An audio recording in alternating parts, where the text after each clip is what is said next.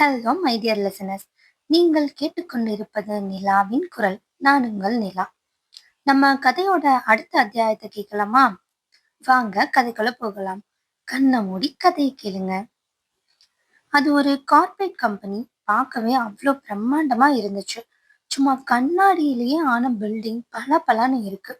கோயம்புத்தூர்ல இருக்க பாதிக்கும் மேல பல தொழில்களை ஹேண்டில் பண்ற ஏஆர் குரூப்ஸ் கம்பெனியோடைய ஹெட் ஆஃபீஸ் தான் அது.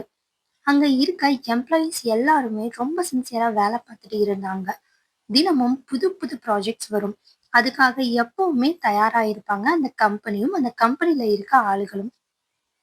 ஆனா இன்னைக்கு அந்த ஏஆர் குரூப்ஸோடைய சிஇஓ ஆரியன் சக்கரவர்த்தி ஒரு மாதிரி அமைதியா இருந்தான். அவனோட ரூம்ல இருந்து கண்ணாடி வழியா வெளிய வேடிக்கை பார்த்துட்டு நின்றுட்டு இருந்தான். அவனுடைய முகத்தை பார்த்தாலே நல்லா தெரியுது, அவன் ரொம்ப ஆழமா ஏதோ ஒரு விஷயத்த பத்தி யோசிச்சுக்கிட்டு இருக்கிறான் அப்படின்னு. அப்போதான் நம்மளோட சிஇஓட ஃப்ரெண்ட் ஆதி உள்ள வரான். நீ இப்ப கூட அமைதியா இருக்க போறியா என்ன? அங்க அனன்யாவுக்கு சர்ஜரி நடந்திருக்கு தெரியுமா? தயவு செஞ்சு இப்பவாச்சும் போய் அனன்யாவை பாரு, அவளை பார்த்து பேசு. ஆதி பேச பேச ஆரியனுடைய முகத்துல கோபம் நல்லாவே தெரிஞ்சது. போதும் நிறுத்து ஆதி. முடிஞ்சு போன விஷயத்த எவ்வளவு தடவை பேசுவ? இனிமேலும் இந்த விஷயங்களை பத்தி என்கிட்ட பேசாத. மீறி பேசினா எனக்கு இந்தியாவை விட்டு வெளியே போறது தவிர வேற வழி தெரியல. இப்படி ஆரியன் சொன்னதுக்கு அப்புறமும் கூட ஆதியால என்னதான் பேச முடியும்? ஆதி அமைதியாகிட்டான். ஆனா ஆரியன் எதுவுமே நடக்காத மாதிரி மறுபடியும் அவனுடைய சீட்ல உட்கார்ந்து வேலை பார்க்க ஆரம்பிச்சுட்டான். ஆதி ரொம்பவே வருத்தமா ரூமை விட்டு வெளியே போறான். அப்போ ஆரியன் வெளியே போற ஆதிய பார்த்துட்டு அப்படியே அவனுடைய டேபிள் மேல இருக்க அந்த அழகான குட்டி புத்தர் ஸ்டாச்சுவை பார்க்கறான். ஒரு பெருமூச்சு விட்டுட்டு மறுபடியும் அவனுடைய கவனத்தை லேப்டாப்ல கொண்டு போயிட்டான்.